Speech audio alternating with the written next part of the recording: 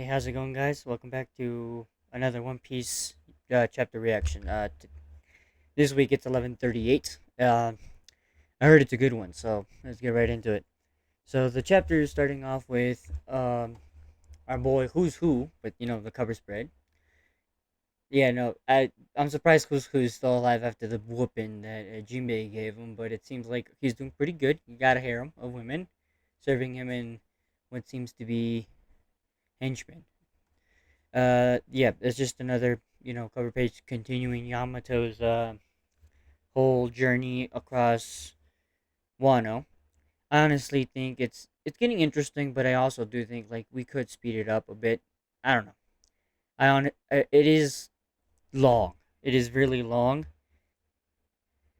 and me personally, I think we can cut some of the stuff down so we can get to other cover chapter topics and stuff. But I don't know. It's up to Oda at the end of the day, so who knows? The man likes what the man likes.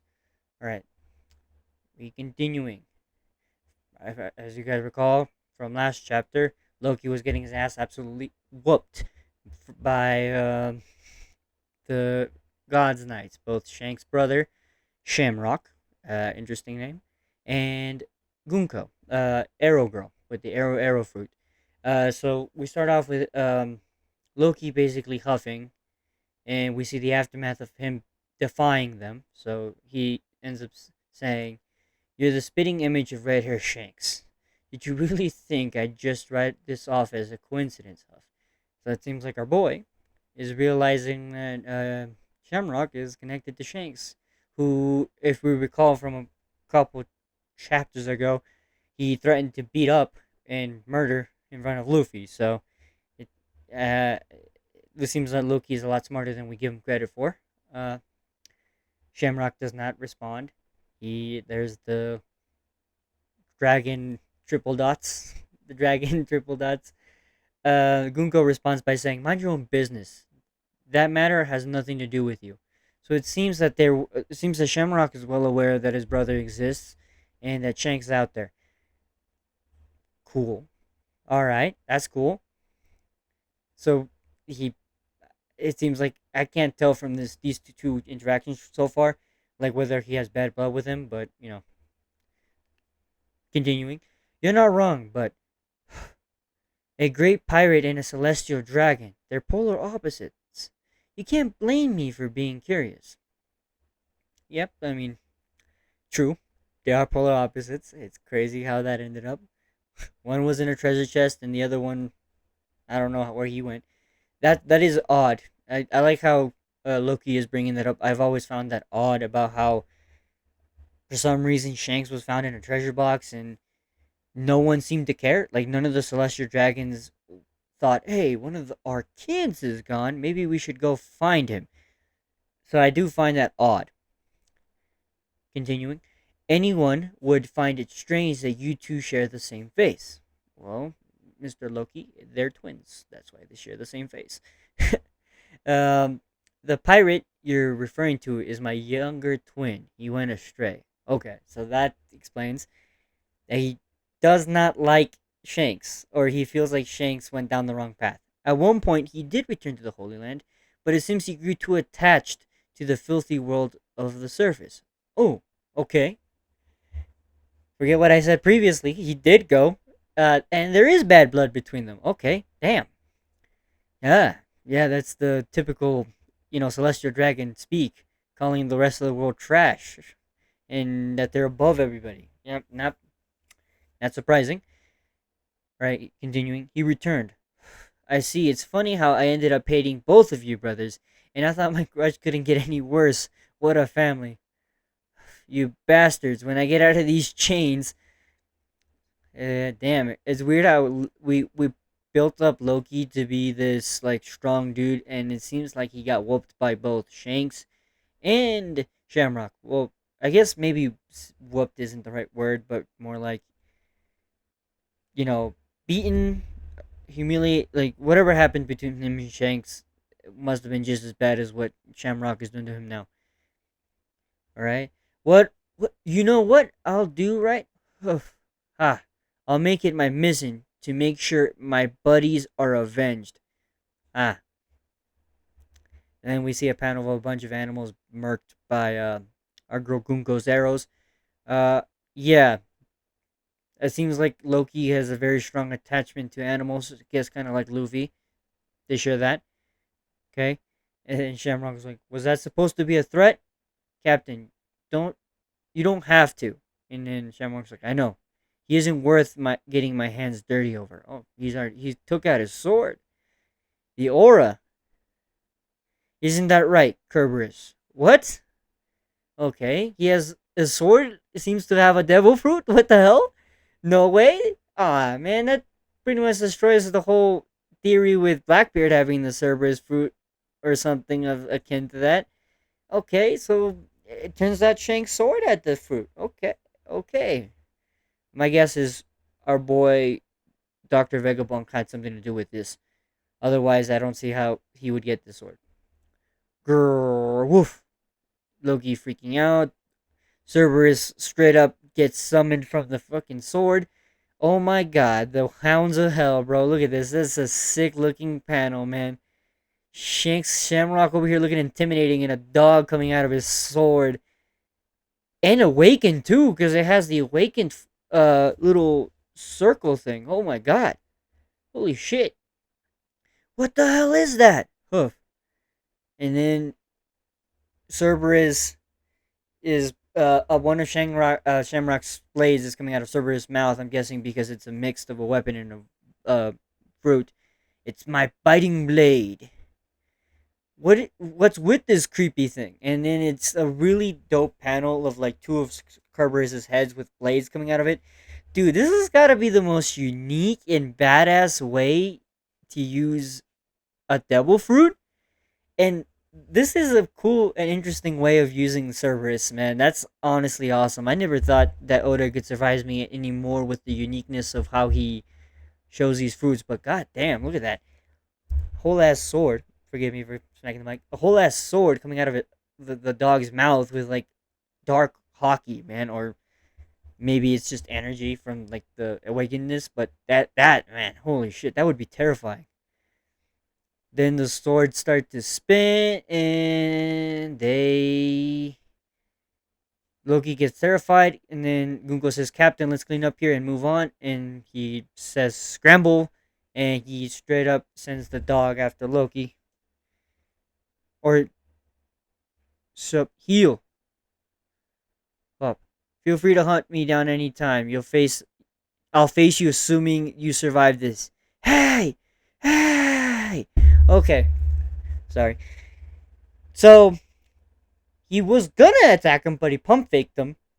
And he told Cerberus to heal and took him back. So I guess it was just more of Shamrock sort of showing his dominance, being the alpha, showing, hey man, showing Loki, hey man, I can kill you if I wanted to.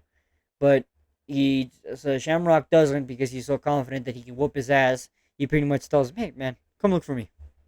I'll take you on. And he flies away. Oh wait, never mind. Bad perception. The dog is still there. Hold up. I misread. This is why you read further, folks. You've got to be kidding me. They're flying away, and then Loki, Cerberus is going, "Roof, no way! If that thing gets me," he starts screaming, "Those celestial bastards! Damn it all!" As he gets absolutely impaled. He gets impaled, guys, by Cerberus. Holy shit! Look at that. That that's dope. That's a really dope panel. They look like a missile getting launched into him. So, can he leave his sword like that, or do they come back to him? That's interesting. And then they're still flying off. Shanks talks to Gunko. Oh, sorry, not Shanks. My bad. Shamrock tells Gunko, "Total subjugation isn't feasible now. Let's start by taking their children hostage. We need an extra person." Understood. Who should I call? Okay, now they're resorting to child kidnapping. What the fuck? What is going on? Okay, so is Loki not gonna live through the rest of the arc? Are you telling me Shanks Oda just murdered him, and he's gonna not be a part of the story anymore? What is? going on? And then now Shamrock and the Celestial Dragons looks like their plan is kidnapping, I guess, to capture the giants or whatever. Dude, what the fuck? Okay, people were right. The this chapter is bona fide like masterpiece already. We got we just started off the chapter and we already got a potential character that would have been goaded get absolutely diabolically murdered by a celestial warrior. I guess the God's Knight. This is a good showing for the God's Knights. This is showing that they're not playing around. Man, I wonder how like we need a better judge of this, but from what we're seeing, it looks like they're already um strong enough to murk a lot of different people. So I'm already liking what I'm seeing here.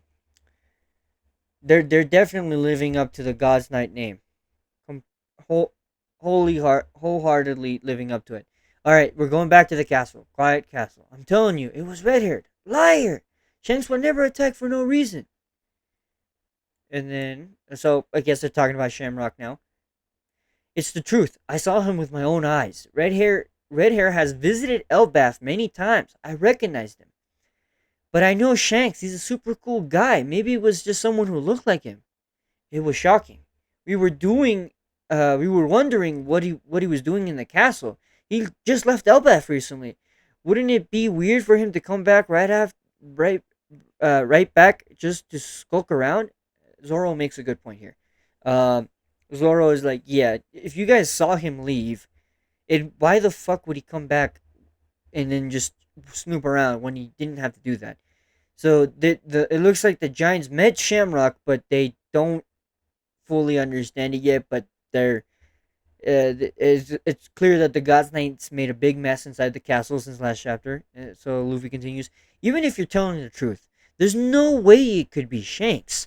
Shanks is always calm and laid back. Him doing something like this doesn't add up. And then Nami being the thing, hey, you really have faith in him, huh? I like Nami. She brings levity to the situation. She's like, hey, you believe in him. And then Luffy responds back in kind, you betcha, Nami. It ticked me off just as much if anyone bad math tell Mir it's Belmir. I like how Nami had to correct him. No, it's Belmir, and she was my mom. So it was a lookalike. That or a brother, maybe. Shanks? Brother?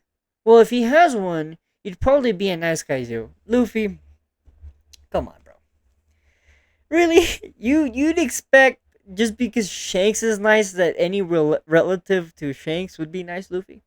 Look me in the eyes, Luffy. Right here. Do you honestly believe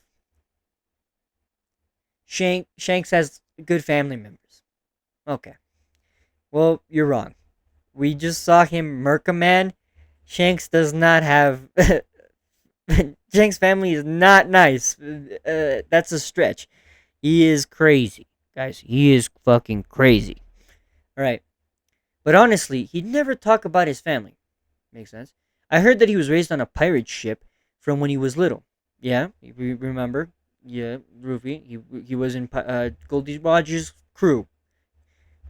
Bucky. No, the fucking clown told you. Buggy told you. God damn it. You should remember. I figured Roger and Rayleigh were his real family. The whole crew, except for Buggy. Oh, okay. Oh, and now we're just sending fucking shots at Buggy for no reason. He's like, oh, except for you, Buggy. Everybody else, great. Buggy, fuck you. God damn it. Alright. Step. Oh, shit. Someone's climbing up the steps. I wonder who it is. I think. There's like a little thing. And it's a guy wearing a hat in a panel. Okay. Frank's group. The treasure atom tree atom. Okay, so now we're going to uh the atom tree. This was Franky's whole ass mission here in Albath. Unbelievable. Atom wood as far as the eye can see. And I thought it was meant to be rare. Wow. I had no idea it was so valuable overseas. Well, of course you guys would have no idea because you guys have an infinite amount of that fucking wood. Everybody else is like rare and only sold in the black markets. Maybe I should start selling some on the side. Weren't you sent here to keep an eye on me? Seems Saul seemed pretty strict about it. He was all like, "It's a secret tree, Bucko. Don't go cutting it down. Now you're here." Ah ha ha. You sound just like him. Still, I guess stealing from under the noses of a giant is a tall order. Yes, Frankie. Yes. Also, don't go cutting down that tree. No matter how much you need that wood to fix the Sunny, because the Sunny, for some reason, takes so much fucking damage, and somehow, guys, survives all of that and then comes out good as new. God damn, Frankie is a god, man. I don't know how he fixes that ship so quickly, but damn. All right, maybe that explains the markup. Hmm, what's that? It's a mural. Okay, a mural. We're getting some lore, guys. It's a fucking lore. All right, lore piece here, guys. Lore. All right, Giant Lady says it's graffiti from eons ago. Some kids probably etched right into the bark and it got fossilized. Is now designated as a cultural heritage site thanks to its enormous historical value. Holy shit, I didn't know that the fucking Giants were so well organized. The government is like, hey, look, we have historical murals. This is our castle here. It seems like for a country that we thought was full of warriors, they're all so well organized and well spoken. Holy shit! All right, is is a punk's doodle that big of a deal? It's said to date back somewhere between 900 and 800 years ago. Holy shit! It's the Void Century, guys. It's the Void Century. This is what people have been talking about. This is what we've been waiting for, guys. This is why I've seen shit about how good this chapter. I haven't seen any videos because I didn't want to spoil myself. So, let's continue. If that's true, then would it then that would place it right in the middle of the Void Century. What? Okay, Frankie. Why are you acting like that, buddy? You should know. We gotta show Robin. She'd be thrilled. Hey, ain't this giant kind of odd for old Elbaf? Not all the figures look like giants. Quite as far as we know, there were definitely times where races of the world clash. But this kind of cooperation is unheard of. Oh shit, they're talking about the mysterious war where one man united the world against the other 20 nations that wanted to beat their ass for whatever reason. I don't know why, but they wanted to hurt them. All right, continuing. That's why I think it's probably just some kind of kid's dream. Okay. Okay. Oda, you're not slick, buddy. You're not slick. I see what you're doing here. You're doing such a good job at hinting what Roger was laughing about and how it fits into Luffy and Roger's dream and about how it's kid like. Okay. I see what you're doing, Oda. You're not fucking slick, buddy. You're not slick. I see what you're doing. Alright, let's continue. Um, Walrus School. Wah! Yeah! A class is in session, everyone. Listen up. So we're just going to boring shit now. Little tots learning in class. It's wholesome, but what is? I hope we get something out of it. Okay, we're back now. We're going to the owl library. Thank God. So this is Harley. Yep, according to Saul. Well, it's a big and so old. Harley. Okay, they're talking about a book. It looks like, and there's dust on it that Chopper didn't like and is spitting out.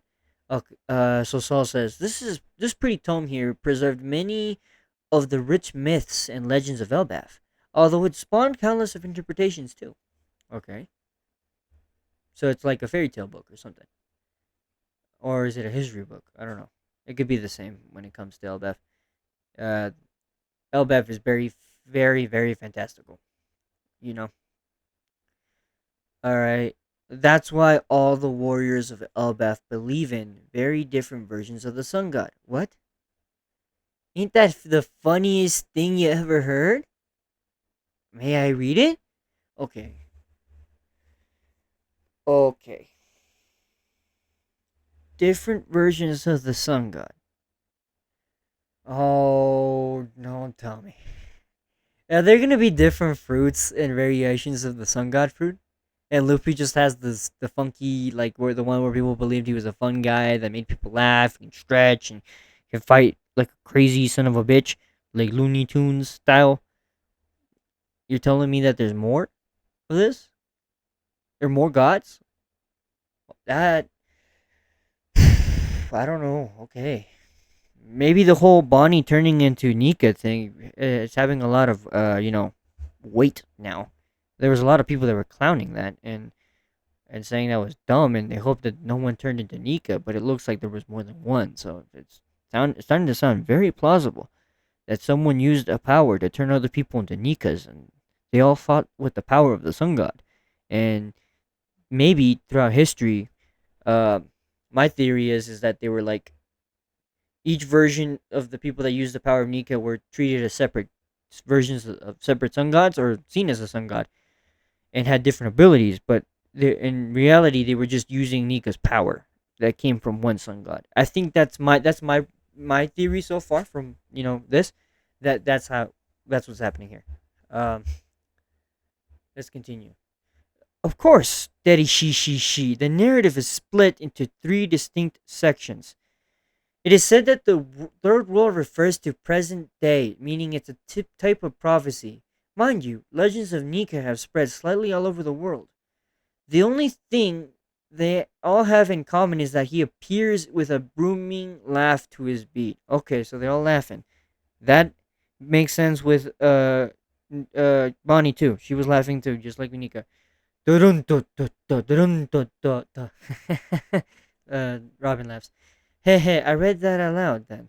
The first world, the earth burned in endless flame and in the hearts of men. Okay, we can see a giant cool ass panel. The first world, the earth burned in an endless flame, and in the hearts of men burned the desire. From whispered prayers, the sun god rose, beckoned by the enslaved who reached for the forbidden star. The god of the land was enraged with the serpent of fire. They cast the world into ruin. Darkness fell. Death reigned. They would not meet again. Okay, that was first world. Now, second world. The breath stirred in the abyss. The god of the forest wove their magic, nurturing its devils, while the sun lit the embers of war. With the half moon, and the full moon is dreamed. Yet the ones who slew the sun deified themselves, invoking the wrath of the sea god. They would not meet again. Okay, that might explain the multiple sun gods. The ones that killed the god. Oh no, they're talking about this. The second world is talking about the 20 kingdoms murdering Joy Boy, and then becoming the celestial dragons, essentially becoming gods themselves. Okay, that's the second world is referencing that. All right, third world. Chaos reigns. The world drifts in a void, the void century. Yet time does not erase the memory of the promised day. Okay, the dawn. It's a shadow that looms as the voice of the half moon echoes through the ages. And once more, the sun god shall perish. No, sorry. The sun god shall rise, laughing, dancing, guiding the world to its final act. The sun is reborn. A new dawn will break, and surely this time they will meet. Okay, so this is like a prophecy, essentially, explaining how Luffy might in this according to the third world, Luffy is the reincarnation or the rebirthing of the sun god, and he it sounds like Luffy is gonna guide the world, and he's supposed to meet someone at the end of it. I don't know who, but it sounds like he's supposed to meet someone. This is getting good. And so we have a nice panel of like what looks like a sea king in the first world getting beaten or pushed around by people. There's like a city, sea kings burning it down in a nation. Then we have giants, and then there's Emmett here fighting a giant evil demon. Oh no, they're fighting multiple demonic beings. This is the Gorosei. This giant dragon thing might be one of the former Gorosei's power, like that's spitting fire. And then this giant this could be Leviathan, this giant serpent dragon. You could either be Leviathan or for those who don't know, Leviathan is like this demonic dragon, sea dragon in Christian mythology. It could be Leviathan, or it could just be a Neptunian, that too. And then we have Emu holding the sun while fighting Nika or Joy Boy. Okay. So Emu seems to have the ability to hold fire in his hands or something akin to it. And Nika, as referenced with a stretchy hand, fought with him with rubber powers. So I guess Nika earned the title of Sun God that way? Or what? 'Cause this is crazy, bro. There's a lot of Viking boats. This is showing a whole ass war happening. And it looks like it happened around in Elbaf, around the Atom Tree. Or could that be the Eve tree that's underneath the world government? I don't know, but it happened around a big tree. Is there a third tree? There's a lot of questions, man. This chapter is so good, man. There's a lot of questions. This is the end of the chapter, with ending with the note, a deep mythology unveiled. That's, yeah, they unveiled a lot here. Um, Questions that I left off coming from this chapter, guys, is who are these giant black creatures? One of them is definitely Emu. So there's that. I think that. But who are the other two? The flying dragon and the giant serpent.